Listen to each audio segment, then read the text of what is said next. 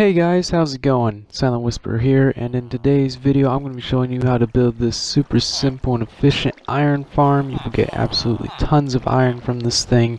This is especially good for console because we don't really have that many good iron farms. So this should work on PlayStation 4, Xbox One, possibly Xbox 360 and PS3, and this should definitely work on the PC as well. So let's get to building this thing. So the materials that you need for this build are one lava bucket, two water buckets, two chests, although you're probably going to want to run this into some sort of storage system. And then you're going to need 9 signs, one sponge or multiple sponges if you mess up your water placement, a few stacks of glass for the kill ship. It does not need to be glass, but it does need to be something non-flammable. And then you're going to need around about 15 or so stacks of blocks of your choice. I lost count when I was building it. Anyway, it's a lot of blocks, so prepare. Then you're going to need a stack of doors, 10 villagers, 8 light emitting blocks, and 9 hoppers. And that's pretty much it. Those can be sea lanterns, glowstone, or jack-lanterns, I believe, will work. And then you're also going to want to light up the below of this build. And you're probably going to want to put it up around about 30 or so blocks off the ground, just so that zombies don't try and kill your villagers. And then once you've gotten up around about 30 blocks off the ground, so this is going to be the center of your farm here, you're going to make a 3x3 platform. Make sure you make that out of different blocks so that you can identify where the center of the farm is. And then you're going to go out 8 blocks in every direction and just fill that in. So 8 blocks from the 4 corners or the 4 sides of your square in the center, and just fill that entire thing in. It takes a lot of stacks. Okay, once you have that entire platform done, you're then going to make a 3 high wall all the way around that, and then in each corner you're going to put a light emitting block and 2 blocks on top of that. And the wall is going to be on the 9th block from your platform. So you're going to have your 8x8 platform, and then the 9th block will be where your wall is starting. I think that makes sense, but anyway, yeah. So once you have that done, on all 4 corners as well, you're going to go in line with your center 3x3 hole there and just make a 3 high wall, 3x3 square pretty much, and then connect the tops of these pillars here to the tops of these little walls. And then once you have that done, we can start placing in the doors and the villager pins. Okay, once you've got all of that done, you're going to come to the bottom center of your walls and just place a light emitting block right there. And all 4 sides, that will light up your villager pins. Make sure nothing spawns in there and kills your villagers, because then that would obviously break your farm. So then on all 4 sides, on the outside of your farm, you're going to make a 5x2 platform here, and this does have to be a 5x2 platform. You cannot cut off the corners, because otherwise the villagers will push themselves each other's out of the pins and they will die and break your farm. So yeah, you should end up something that looks like that, and yeah, just do that on all 4 sides. You can cover it in glass, but it's not required. Anyway, once you have that done, you're going to get all your doors, and you're just going to place them on every single available block right here on your edge, including that one right there. And these can be on either the outside of the block like that, or on the inside like that. It does not affect the farm whatsoever. I've tested this thoroughly and have not seen any drop in iron rates. So yeah, either way works. I prefer them on the inside like that because it adds more texture to the outside, or more dimension. That's the right word, not texture. Anyway, these can be any kind of wooden doors. Iron doors will not work. I repeat, will not work. But yeah, any kind of wooden door will work. So once you have all your doors in place, you're going to make a second platform. This is going to be an exact mirror of the floor of your farm, and I would suggest placing this in from the bottom because it is much easier. Anyway, this platform is going to be on the second half of these doors, the upper half. So you see, you can just crouch and place them all right there, and that is the correct height. So yeah, make sure you also leave your 3x3 hole in the very center so that your golems will get flushed into your drop chute that kills them. So again, from your 3x3 hole in the center, you're going to go out 8 blocks from the sides of your 3x3 hole. And also, this upper level and the lower level can both be made out of upside down half slabs, but it is not required. Whatever fits your taste, really. So yeah, once you have that done, you're going to come to the lower level, and it's actually quite dark in here. There's quite a few places that they can spawn, and you're just going to want to get a bunch of torches and just light this thing up.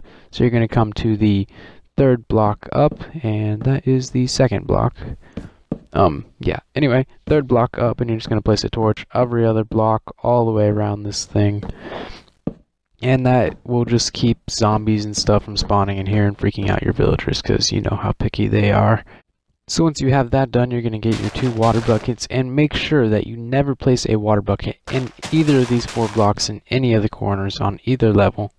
But once you have that through your brain, you're going to place your 2 water buckets on either side, and then the one in the middle will be your infinite water source, and then you can just continue that all the way along on all sides, upper and lower platform. So it's super easy. You're definitely going to want depth started reboots for this, because otherwise you're just going to have a really slow, painful, annoying, drawn out time.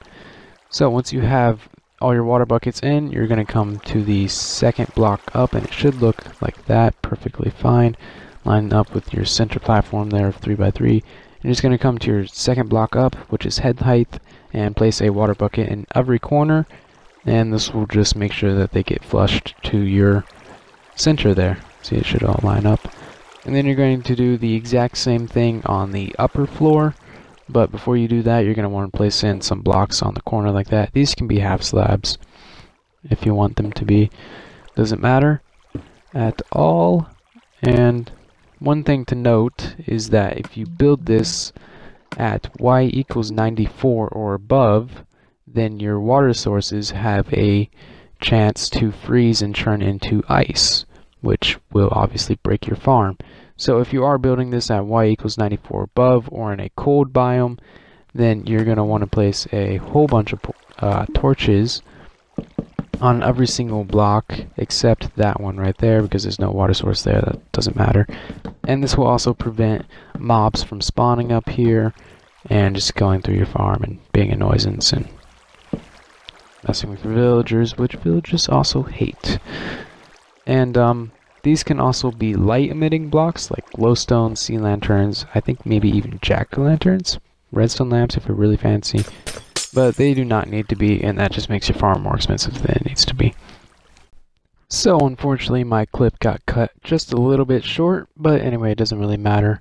So what you're going to do is clear out your little safety platform that you had there, your 3x3 square, and then just line the outside of that with your glass or your block of choice. Make sure it is not flammable, because there will be lava at the bottom of this, and you don't really want this thing burning down and lava everywhere. No, it's just going to be a mess. So just build it out of something that's non-flammable. And glass actually looks really quite nice for this type of farm, so I mean, just build it out of glass. But again, you don't have to. Anyway, so yeah, you're just going to make a tube going all the way down to the ground, and then you're going to want to get inside of here and make sure you have a way out.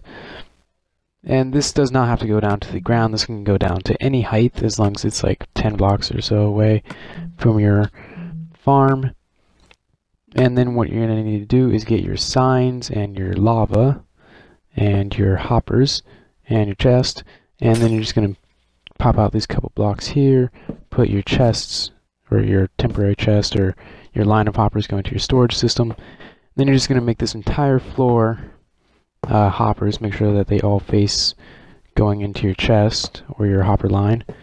And the way that you can test that they all run into each other is just dropping an item into every single one of them and seeing if they all end up in your chest. So you just throw one in there and it came out there, so you did it correctly. And then obviously you're going to want to replace that block there. And then you're just going to place signs like that, there, and there. And then you're going to want to crouch, place one in the center there. And then this is where it gets a little bit dangerous. You're going to place a block on any side and then place your lava bucket right there, and that'll spread over the entire thing. And apparently I did an idiot move and Yeah, okay, well that was supposed to be my escape route. Apparently the lava is using that as the escape route, so yeah, anyway, definitely be careful about this. You will be able to stand up here, in here. Make sure that you can stand up in here without getting burnt. Don't jump, of course. But because the golems are 3 blocks high, they will get burnt and all their drops will go into the chest. So yeah, that's actually pretty much the entire farm done. And the kill shoot done and everything. Just place that block there and you can still open your chest because it's a transparent block. But yeah, you still need to get the villagers in here, and I will continue on the video about how to get the villagers, spacing and stuff like that. So keep watching. So you may be sitting there asking yourself, well, how do I get villagers? Well, there's 3 options. A, you can build this simple villager breeder, which I have a video on. There will be a link in that for that in the description. 2, or B, you can cure zombie villagers that you find in the wild. I'll have a video on that in the description as well. And C and or 3, you can get a zombie farm which will provide plenty of zombie villagers, and then you can cure them. There will also be a link to that in the description, so make sure you go read the description. Anyway, once you got your villagers, you're definitely going to want to get them in minecarts. If you guys have seen my Twisted Survival series, you know that you need these guys in minecarts. Minecarts are the absolute thing that you need for villagers. Anyway, you just place a rail underneath them and make sure that you can run the minecart into them, and then they'll just get right in. So yeah, super easy. You just kind of bounce it into them a couple times. Make sure that they're standing on the rail. And yeah, now that they're in the minecart, they're super friendly and easy, and all you got to worry about is rail. So then to get your villagers up there, you're just going to make like a staircase going all the way up to your iron farm. Make sure there's powered rail on it, otherwise you're going to have a very hard time. Make sure you power that with like a switch or a redstone block or a torch. And then, yeah, you can just push these guys up there and see if he goes on the rail. And of course he didn't go up there. Anyway, whatever, you get the idea. That's how you get them up there. So once you have them on top of your farm, you're going to want to get them in this area right here next to their stalls. And you're going to want to make a little temporary platform, because when you break the minecart, they're going to pop out and they're probably going to land on this rim here. That's where I've always had them land. But just to be safe, you don't want your guys flying off the edge. And then you're going to have 2 pods with 2 villagers. Make sure that they're opposite each other. I'm pretty sure that that does make a difference. You can cover them with glass if you feel like it. It just looks nicer.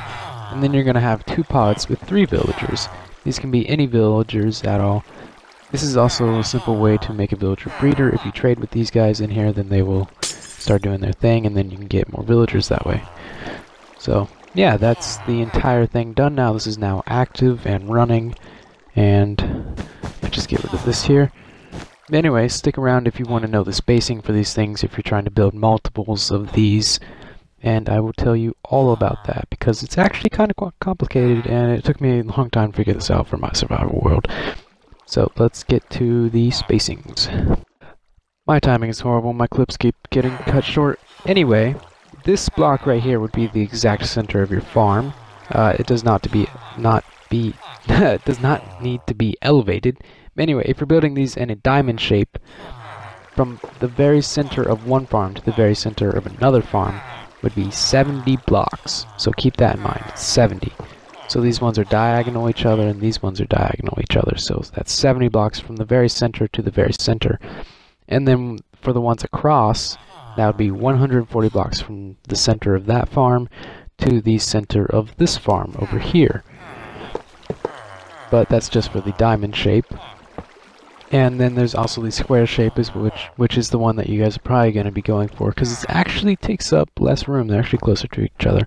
And square is just, each one of these would be one farm, right? Okay, well that's simple enough, right?